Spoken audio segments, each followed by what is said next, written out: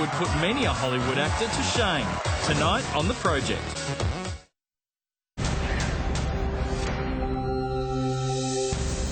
Just a quick check of the finance figures for you now, and the Australian stock market in a plunge off the open this morning. The All Ords down at 4504.7. A few moments ago that was down 30.7, and it's still falling quite quickly. On the currency markets, the Aussie dollar is buying nearly 104 US cents, 64 pence, almost 83 yen, just under 80 euro cents, and $1.26 New Zealand. While the major killer cancers in Australia, such as prostate, breast and lung cancer, are in decline because of awareness, early detection and better treatment, there's one that's defying the trend. The number of new melanoma or skin cancer cases in Australia increased last year to around 13,000.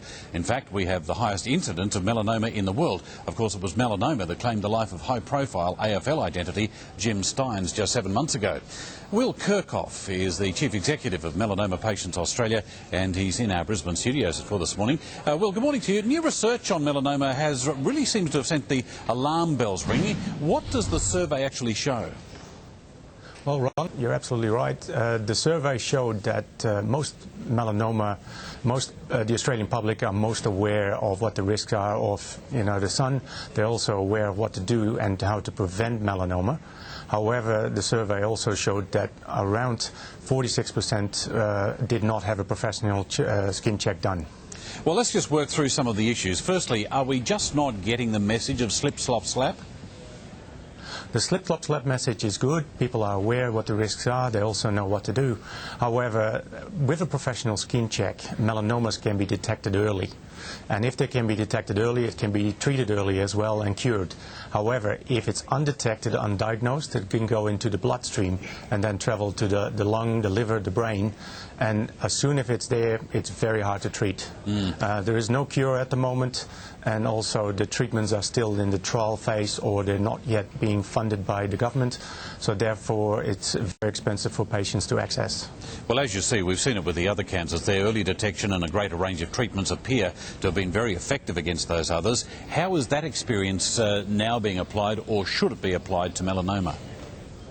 Correct. By 2020, the Australian Institute of Health and Welfare actually predicts that although the other cancers like prostate and breast cancers are going to stabilize, melanoma will still be on the increase.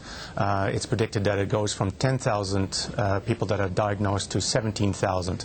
So we need to actually have the same treatments and the same prevention and early detection programs as with prostate and breast cancer. Just remind us, from a patient's point of view, what should we be looking for on our skin that might be cancerous? Well, with the skin, what you're looking for is the SCAN or scan. First, you're looking for a mole that is sore, or it's just bleeding or not healing. The second one is for a mole that is, or a spot that is changing. The third one is a mole or spot that is abnormal. It just looks different than all the other moles. And the last one is the N, that it's a new spot. And specifically, if you're over the age of 40, that you're looking for new spots, then have it checked out. Well, let's get that message out there. It's a terrible cancer. Thank you very much for bringing it to our attention. Will Kirchhoff from Melanoma